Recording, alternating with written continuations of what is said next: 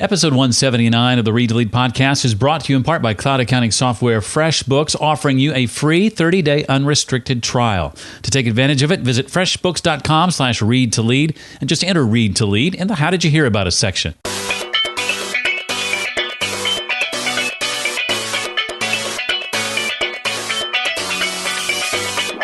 The entrepreneur in me, I think it's a great business practice to take what's effective in one area, missing in another area, but would work there, and to bring that over. And that's what I've done. Welcome to the Read to Lead podcast with Jeff Brown. Jeff believes that if you desire to achieve true success in business and in life, then consistent and intentional reading is a must. The Read to Lead podcast will not only help you narrow this ever-important reading list, but also bring you key insights and valuable feedback from some of today's most successful and inspiring authors. And now, here's Jeff. Hi, and welcome to the podcast dedicated to your personal and professional growth. The topic of leadership getting our focus today, but we occasionally also talk about things like personal growth, productivity, career, business, marketing, sales, and entrepreneurship. In just a few minutes, you and I will be joined by Joshua Spodek. He's the author of a book called Leadership Step by Step, Become the Person Others Follow.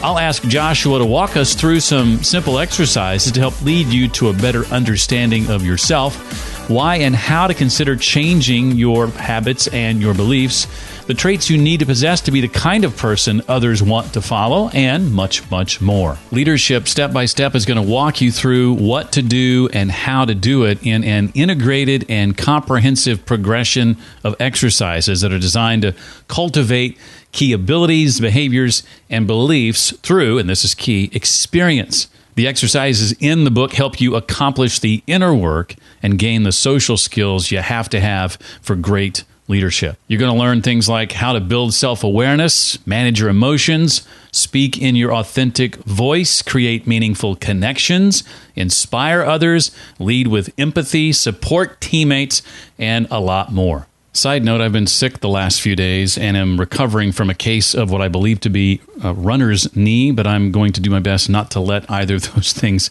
show today. Before we bring Joshua on, I do want to remind you of our sponsor, our friends at cloud accounting software FreshBooks. Been sponsoring the show for nearly a year and a half now, so it must be working, and I thank you for that. If you have gone through that free 30-day trial, even just to try it, helps out the show. No obligation to you whatsoever. If you haven't yet done that, I highly encourage you to take advantage of that free trial from FreshBooks. You get access to all of FreshBooks features for 30 days, no credit card required or anything like that.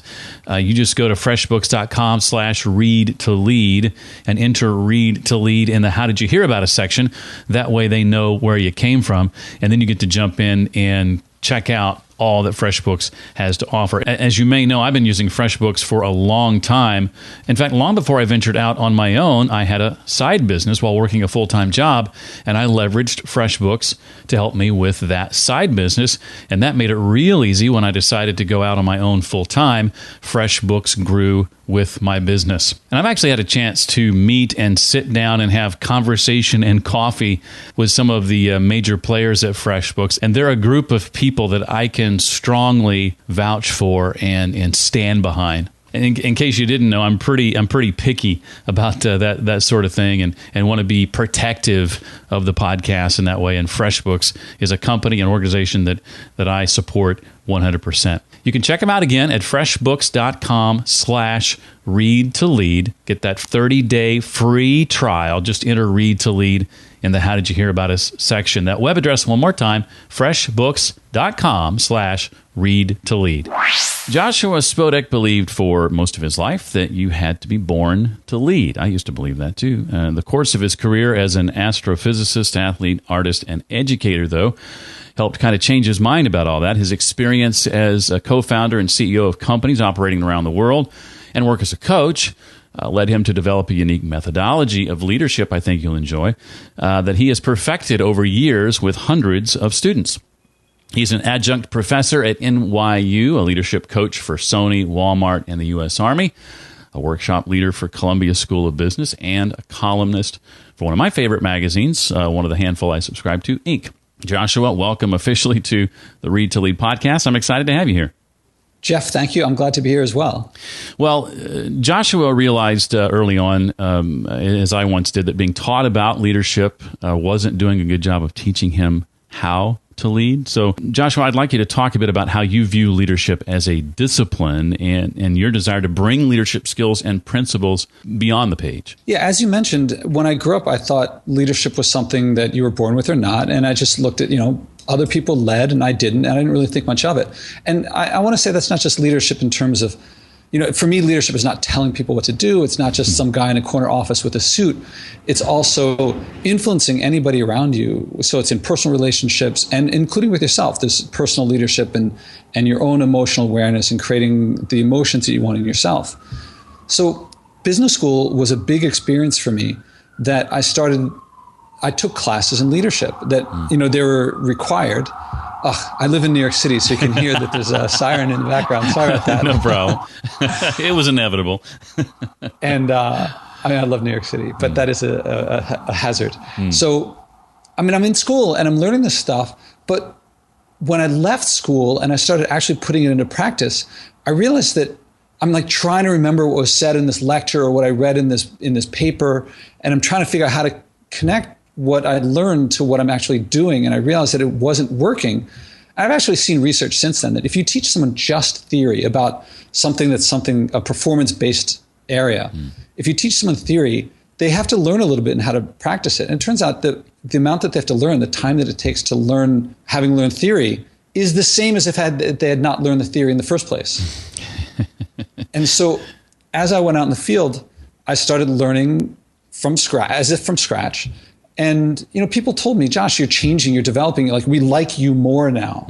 And, your advice is better, your relationships, things were improving. They were saying you should coach, you should teach.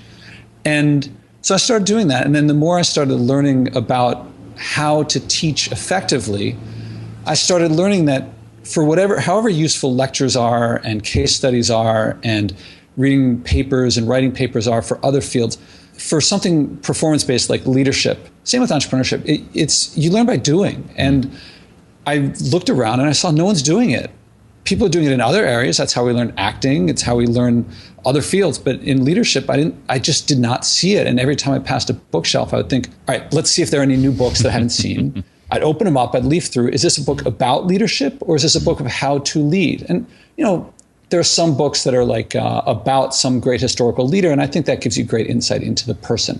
But mostly they're giving you these tips of like know your values or listen. Well, everyone knows those. The reason people don't do it isn't that they don't know that you should listen or you should have empathy or you should have perseverance. It's that they don't know how to do it. And it goes, you mentioned acting as an example. Other great examples are music and dance and sports, right? All these other disciplines that people improve through practice. They go out and they actually do it, and that's how they get better at it. And in leadership, there seems to be that void. Yeah, I didn't create this style of teaching to teach the basics. And then once you master the basics, then you move up to intermediate. And along the way, I didn't create it. That's how we teach the military. That's how we teach music and how to play sports. And in all of these areas, you get a very deep self-awareness and you get a genuine and authentic expression of yourself and you connect with other people and you learn all these things through practice of perseverance and grit and that happen, everyone who performs in anything, if you're an athlete, you lose games. If you're a performer, you make mistakes and you have to make it through and you have to deal with critics and things like that. These are incredibly valuable things for leaders that you just don't get if you're writing papers and reading psychology stuff. And, the entrepreneur in me, because what got me into business, I started a business right out of school, and the entrepreneur in me, I think it's a great business practice to take what's effective in one area, missing in another area, but would work there, and to bring that over. And that's what I've done. I don't teach acting skills or music skills. I use the structure, and I use the practice of leadership is such a rich, complex field that there's more than enough practices in it to learn from. Just like jazz musicians have to learn improvisation, but they don't learn improv from improv performers. They learn jazz improv. And we don't need to learn acting skills and music skills, although I'm glad that people are doing things like improv for leadership or orchestral conducting for leadership. That's great because it's active stuff. But ultimately, you run out of improv for leadership and you have to get leadership for leadership. And I've created what I think are like the equivalent of musical scales for leadership. I mean, those are the beginning things, also advanced exercises as well, and everything in between. You mentioned self-awareness. I don't think anybody would argue that that's fundamental to leadership and growth. And as I read about one of your first exercises in the book, I think my initial reaction, Joshua, was probably similar to that of many of your students, and it was something along the lines of, is this guy for real? I would like you to share a little bit about raisins, isn't it? Yes. I'd love for you to share the essence of that exercise and what it's intended to help us understand about ourselves. Sure. It's and I should mention that every year when I assign it to my in-class students, I say to them, I explain the exercise, which I'm about to do, and then I say, does it sound weird? And they always say yes. And I say, all right, well, let's do it anyway. And the next week they come back and they have their reflections and so forth. And I always ask them, all right, last time you said it was kind of weird. Should I next year maybe take it out of the syllabus and not have it? And they're like, no, keep it in. This is really useful. And some people call it the most important exercise. Although I think a lot of times it's specifically an experiential exercise, and possibly because for many people it's the first experiential exercise. Whatever I gave first might be the one that they consider most valuable. In any case, I didn't make it up. I got it from Jon Kabat-Zinn, who is one of the top people in mindfulness. So I'd rather take what works than make something up that doesn't work. So the exercise is this. Get 3 raisins, and you can use peanuts or dried apricots or something, but raisins work well. And block off an hour from your schedule. You don't need an hour, but take an hour when you're going to have your phone off, no books around, put your watch away, and just you and these 3 raisins, put them in front of you and eat all 3 raisins one at a time as if you've never seen or heard of a raisin before. And use all 5 senses. So what does it feel like? What does it sound like, say, if you drop it? What does it look like? Every raisin is unique. And when I first did it, it took me about 30 minutes to do the exercise. Some people do it faster, some take a little bit longer. And the exercise is, I'll say it briefly, it's about perception. It's about awareness. And I guarantee it will be slightly different, and sometimes in a major way different than you expect. And our whole experience of everything in our lives is through our senses. And most of the time, people don't really pay attention that much to, we have our beliefs and they influence how we perceive things, and we don't really notice things. For me, for example, when I did it, I tasted this raisin flavor that I hadn't really paid attention to since maybe the first raisin I'd ever had.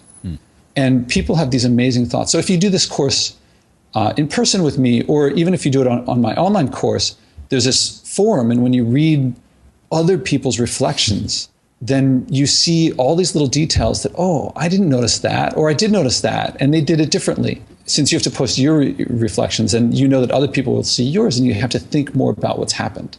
So then we combine this with the next exercise. It's an exercise Joshua calls writing your inner monologue. And so what does that look like in practice? As I first read about this, it just seemed on the surface like something that would be very difficult to do. And I guess it is at first, but it gets easier, right?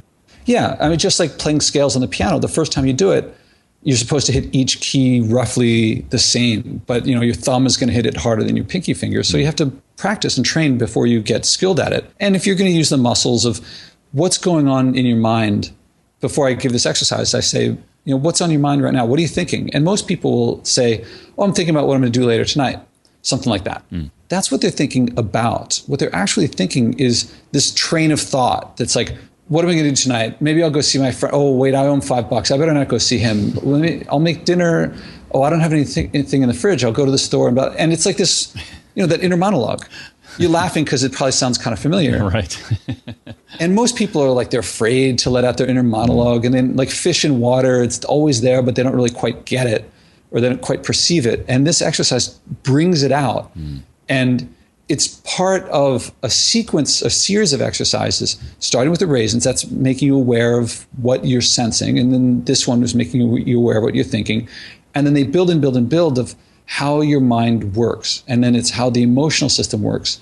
Because leaders work with emotions, because our emotions motivate us. And if we're not aware of how our mind works, if we just take it for granted that it just thinks, that's really broad. It's kind of like saying, like, you don't want an auto mechanic who's just like, your car just kind of works. You want to know pistons do this, and the engine block does that, and you want to know what each part, how they work, and you do that through experience. I should mention that Joshua has divided the book into 4 sections, 4 units: understanding yourself, leading yourself, understanding others, and leading others. And we're, of course, talking about the understanding yourself portion at the moment. The next exercise of which, and I want to build on each of these as we go, writing your beliefs. So this is going from the word level of the inner monologue to the idea level. Is that right? Exactly. And yeah, some people say mental models or just plain models. I like to say beliefs because I like to not use jargon. I used to use plain language. But our minds can't process everything in the universe all at once. They're limited. And so we simplify things. We throw out information and biases get introduced. And so we interact mentally with our models for things. So, another person is just as complex as you are. So most people we represent in our minds is like, 5 or 10 adjectives most of the time. And most of the time it works pretty well, but it does influence how we perceive the world. And so the more aware we are of these beliefs, the more we can adjust and take into account that we're interacting with our beliefs as much, and all our decisions are based on our beliefs about things, not the actual things, because there's stuff that we can't possibly take in all the information possible about everything around us. Well, I want to jump to Unit 2 of the book, if I may, Joshua, leading yourself. This is really about changing how you see the world and how that change affects you. What are some of your favorite exercises from this section to help us accomplish that? Well, in a certain sense, they're all my favorite. I mean, for one thing, they're all useful. For another thing, they're all designed to build on each other. It's hard not to think of the authentic voice exercise, though. It's because speaking authentically and communicating authentically is so valuable for leaders. And we put our guards up against people who protect themselves too much. And everyone says, just be yourself. And everyone says, just say what comes natural. But we live in a world where we've gotten so much advice of how to do things. The way I think of it is we just had so much stuff put on top of us. The us underneath is hard to get to. And this exercise, just to say be yourself, I find that really hard to act on. If people who can do it don't need the advice, and people who can't do it, the advice doesn't help. This exercise builds on these ones that we talked about in the first unit of understanding yourself and being aware of your inner monologue. So in a certain sense, this exercise is simply to speak your inner monologue. And for a lot of people, they're like really afraid. Oh my God, what if I say I hate my best friend, or I say some sexist or racist joke when I didn't mean to? Isn't the filter there for a reason? Well, if you're not skilled in something, things get black and white. There's no nuance. There's no subtlety. It's like if you're playing an instrument and you're not good at it, you just hit the key or not. There's hitting it lightly. There's hitting it with a couple other keys around it. And the first couple times you do this, a lot of people, I say, if you're really scared, just talk to the wall. Just say your inner monologue out to the wall, then work up to a mirror, then maybe work up to a camera. But by the end of the week, work up to speaking to someone without that filter. Just say your inner monologue. And people listening now won't have done all these exercises that built up to it. So I'm not like, it's a big leap if you're just hearing it. But if you've taken it and you're doing the exercises, it's a small jump. It's really a changing exercise. Students come back in person and they just say, I had no idea I could say the things that I did. And then when I did, people responded to me in a way that I never heard them speak to me before, even longtime friends. The longest quote in the book from other people is in this section where a student wrote about how it was a college student and she was on spring break with a bunch of high school friends. And she said that they started talking about things that they'd never talked about before, even though they'd known each other for 5-10 years by this point. It's one of those books where, and you've hinted at this, and we both have, if you're not willing to do the exercises, it's kind of like, what's the point, right? That's the whole point of this book. In fact, Joshua goes so far as to, at the end of every chapter, there's a stop sign. He says, put the book down, stop. Now do the exercise before moving on. It's critical that you have a willingness to do that if you're going to dive into this material. One of my favorite exercises from Unit 2, one I'd never heard of before, was the feed forward exercise, and the simple script that you lay out for practicing that. And one of the awesome benefits of that is, as you do that, there's a high likelihood that you're going to find a mentor along the way. It's a very simple, non-threatening way, I guess, for lack of a better way of saying it, to ask somebody to consider that role in your life, is it not? Yeah, I have to give credit here to Marshall Goldsmith, my mentor for over 10 years. And if you look up Feed Forward online, you'll find lots of hits, some of mine, but mainly Marshall because it's his thing. Right. And like I said, this is, I wasn't the first one to come up with exercises. He came up with many. But, one of the things I've done, and I tell him all about this, is I put them together into a progression so that they'll fit together without big jumps in between. And I didn't feel, he created the exercise and he's been doing it for decades. I can't help but put my own touch onto it. And I've practiced it so much. And I found that it's really effective in networking. It's really effective in lots of areas beyond just, he uses it for coaching people, but it's so useful in lots of other areas. So I add into it. For example, if you want to work with someone who's not in your organization, say they're very high status and you normally wouldn't be able to reach them, asking people for advice is very, how do I put it? It makes the other person feel like, oh, good thing you asked me because I happen to be an expert in this. And let me tell you. And I found that if you then go back to that person and report, even if you didn't take the advice, but you have a reason why you didn't, but generally you use the advice and you say how it went, the person will feel really good and they'll feel like, oh, if I work with this person, they report back to me, they make me feel good. I like working with this person. And if you ask them advice again, or if you ask them for feed forward again, they'll give it to you again. If someone gives you advice, you act on it and then you give them feedback again, that person they will answer your call. They will be your mentor. They will give you advice as long as you keep responding to them. And it seems like magic from the outside. It's actually pretty simple. And it's funny because teaching at NYU, all universities do this thing where they get students in touch with mentors. And they have to put all this work into finding the mentors. And so they'll have a bunch of mentors, maybe a couple dozen people who will take calls from students. All right, better than nothing, but so much more valuable is to give the students the ability and skill and experience of finding and getting mentors on their own. And suddenly you don't have a dozen to pick from, you have 7.6 billion to choose from. And when you do it yourself, the connection is much stronger than it's just not just some transaction facilitated by school. It's you've created it and you've made it. And the book is all about enabling you to do things, not just know that you can, but giving you experience doing it so that when you go out and do it in life, as opposed to just following the instructions in the book, you've done it before. You're not trying to remember, oh, what did that teacher recommend? Or what did that teacher, what did I read in that essay? It's, what did I do before? Oh, that's right, I did this. You just do what you did. As an adjunct myself, I underline these two sentences in this specific chapter of the book you're talking about that says, schools see the problem as a lack of mentors or access to them. I, Joshua, see it as students' lack of skill to create mentor relationships, which the school's coddling exacerbates. Yeah. I've been in meetings where it's like groups of professors who teach leadership. And I once was talking to one and I said, so what do you teach? He goes, I teach strictly theory. And since then I've tried to think of what strictly theory is useful for. And the top answer I can come up with is to teach people to become professors of leadership theory. And it's like this self-sustaining thing it's just totally inward focused. And as my background, my PhD is in physics from before the MBA. And in science, theory makes a lot of sense.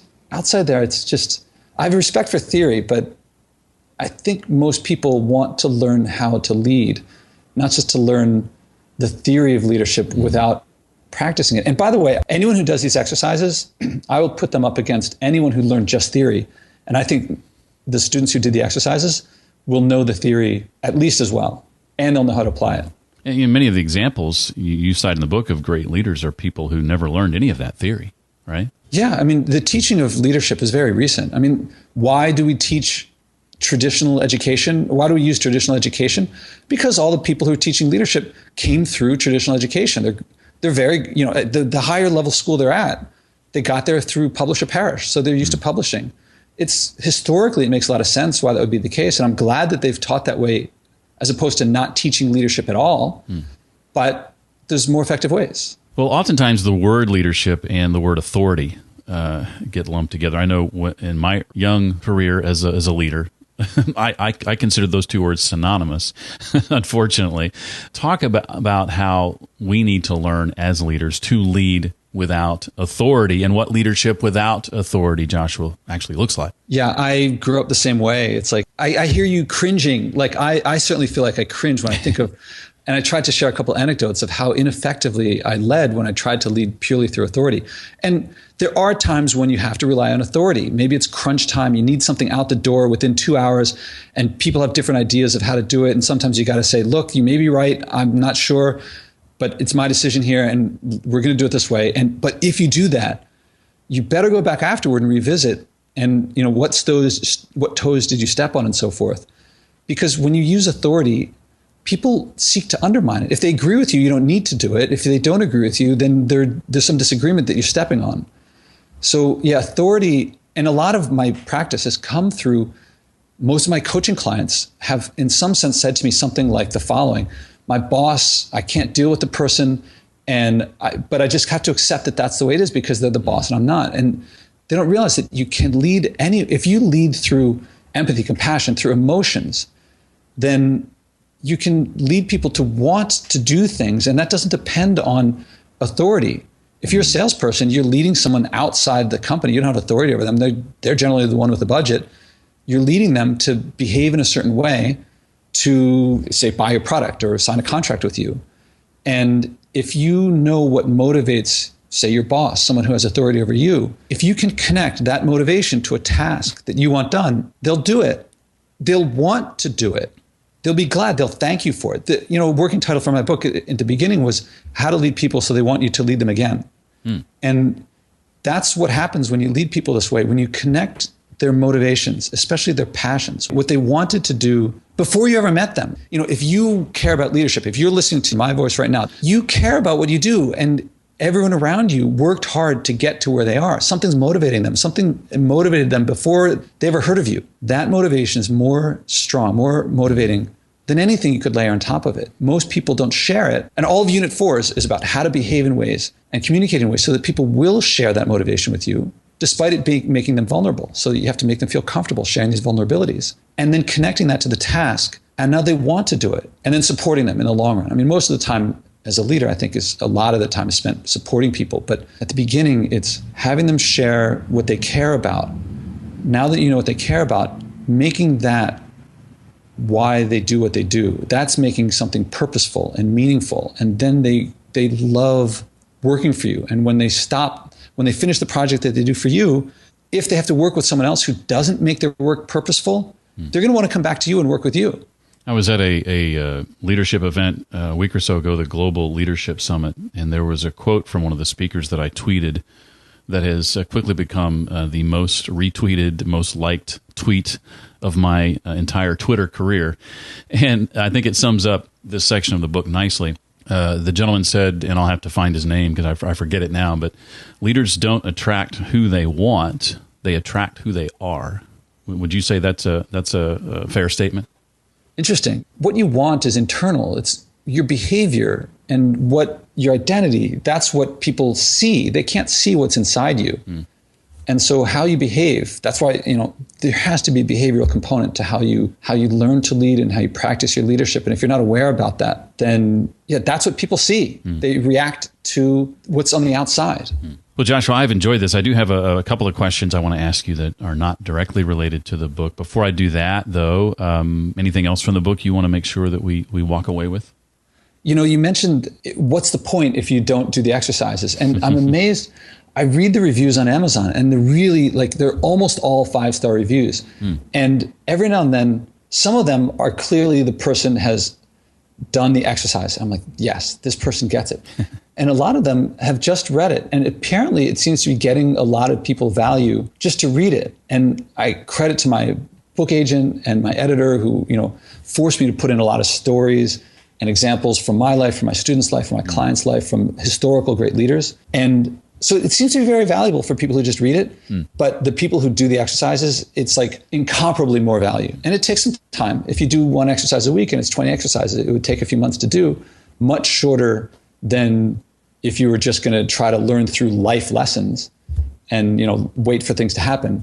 but still a fair amount of time. But it's really, the exercises generally fit into the rest of life. So you don't have to do them outside of life. It's part of life. Right. I felt like I was cheating a little bit as I read, because in the interests of time, I continued reading so I could be ready for this interview, and didn't do the exercises. But I do promise you, I do plan to go back and reread it and actually implement many of these exercises, because I could see, especially through your stories and examples, how impactful they could be, and thought of a number of instances in my own life, personally and professionally, where I could see that have an impact right away. So I'm looking forward to that. So thank you for that. I'd love for you to think, Joshua, about a book or two that you've read over the last few years that has impacted you a great deal. I'm always interested to hear from guests as to what's impacting them in what they're reading. Well, there are a few that I write about specifically in the book that of people who were able to make amazing things of their lives despite major difficulties. And a lot of us, we act like, if I had other resources or if other challenges, I could overcome them. So like Man's Search for Meaning by Viktor Frankl is probably the big one there, or The Diving Bell and the Butterfly, or a smaller known book called Gimp by a guy named Mark Zupan. But I just, not a couple months ago, finished reading Nelson Mandela's autobiography, and that made a huge impression on me. And I mean, Mandela, obviously one of the great leaders of all time. And I just want to point out here, because we were talking about leadership without authority, I just want to draw attention to something that he did. After being in jail for over 2 decades, he negotiated with the presidents of the country. Like, we're talking about motivating your boss. Like, that's a challenge, right? It is a challenge. Right. Okay, how about this? You're a prisoner in jail and you negotiate with the president and then get that person's job. It's talk about leadership. Lots of stuff stacked against the guy. And I just think of what he did. It drives me to beyond what I could have done had I not read about him and learned about him. You mentioned Frankl's book. I've had that recommended to me numerous times, and I finally went out and picked it up just a couple of weeks ago. So I'm just diving into that one. But now I'm going to go out and pick up Mandela's book as well. I believe that the ability to be good at effectively sharing your ideas in public is something that plays a major role in a person's level of success. I'd be curious to know, Joshua, what some of your tips are for delivering an impactful and memorable public talk. This is simple. Practice, practice, practice. It's the closing words of the book, and it's the advice I give more than almost any other advice is practice, practice, practice. And once you've practiced enough, practice, practice, practice. And when you've practiced and you're bored of it, then you can start varying it and start doing things in different ways. And whatever advice you get from any other place, all that advice will be so much more meaningful after you've practiced. And I used to think, actors, they practice. I don't care how great Meryl Streep is. She rehearses and she practices. And the more that you practice, what happens is that you can start exploring and developing. Like, I saw Brian Dennehy played the lead in Death of a Salesman, Willy Loman. And I saw him speak. And someone said, "You've played Willy Loman some hundreds of times, like close to 1,000 times. Do you ever get bored of it?" And he said, "On the contrary, I felt like I was finally getting to understand this character." And practicing lets you get to depth and richness, and it makes other advice take on meaning. If someone says, like, I've recently started cooking a lot more, and I had lots of advice on how to cook before, but once I started cooking, then the advice was meaningful, and it makes everything else work. So practice, practice, practice, and then practice more, and then practice and keep practicing. Well, I have found that works for me, and that I used to fear public speaking, but as I practiced it more and forced myself to do it, the easier it got. And with any individual talk, I feel, as you would imagine, more confident when I know walking in. I've practiced it numerous times. I had a couple of talks back to back last year. One that I was really concerned about, and the other one I was like, that's no big deal. The one that I was really concerned about, I practiced forever and walked in feeling super confident, when that's the one I should have been nervous about. And then the other one a week later that I thought was no big deal, I was nervous because I hadn't practiced nearly as much.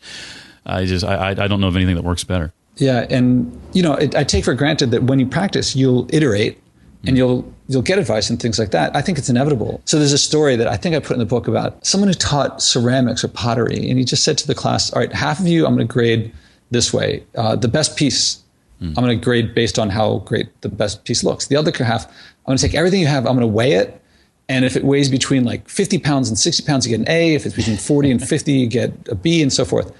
And so the question is, which group produced the best pottery? And you'd think it would be the first group, but it was actually the second group. And because they just making more, it's impossible for people who care about what they do. If they, if you lead, you care about leading. It's impossible not to improve each time a little bit relative to the time before. And eventually it gets really good. Well, I want to give you a chance to talk about what's next for you. What are you and your team working on now that you're excited about? I know the book's been out for a few months now. You mentioned an online course at your site, I believe. Anything else? Yeah, well, the courses, anyone can take these courses, and there's a bit more structure when you do it online because instead of a stop sign, it simply doesn't let you get to the next exercise without writing your reflections. And there's recordings and videos and the forum, which the book can't give. So the online is a more rich, structured experience, and it's social and interactive with others. You can make the book interactive as well if you do it with friends. The other thing is my podcast, which will launch in a couple months on leadership in the environment. I've found that one area that we're lacking leadership in, or actually the leadership is generally going in the opposite direction, is in the environment and reducing pollution, reducing global warming, which are two separate things.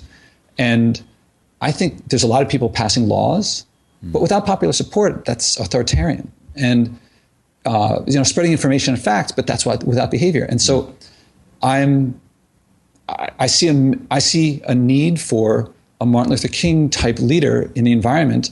And until someone does it better, I'm going to do it. And my podcast is my starting way of doing it. So it's a big leadership challenge that I'm taking on, but I think big goals. Well, I commend you for that. I'm excited to see that launch. So I'll be among the first to subscribe when the time comes. The book is called Leadership Step by Step: Become the Person Others Follow by Joshua Spodek. Joshua, it was a pleasure to have you on the Read to Lead podcast. Jeff, same here. The pleasure is mine, and thank you very much. It probably would have been a good time at the beginning of the show to mention that I've been sick the last 2 days and I'm on lots of drugs. So if I seem lethargic at any point in time, that's probably why. Now, to someone with a science background like me, you were sick and you're on drugs, which could be two separate things, or the drugs are the prescription to... Yeah, let me clarify that real quick. No, this has been a lot of fun. I really enjoy the book. I'm about 2/3 of the way through it, so have a bit yet to go. But I do plan to stick to that promise of going back and rereading it and implementing those exercises. So thanks. Thank you. If you have questions, and anyone listening to this, if you get through the book and you have questions and you're wondering how to do the exercise more effectively or something like that, contact me, especially if I can answer publicly for others to benefit from it. Then I'll post it on the blog. But, glad to help anyone who's interested. If, as he mentioned, you would like to connect with Joshua, I've put links to both his Twitter account and LinkedIn in the show notes page for this episode, along with the books that he referenced and the other resources that he and I chatted about.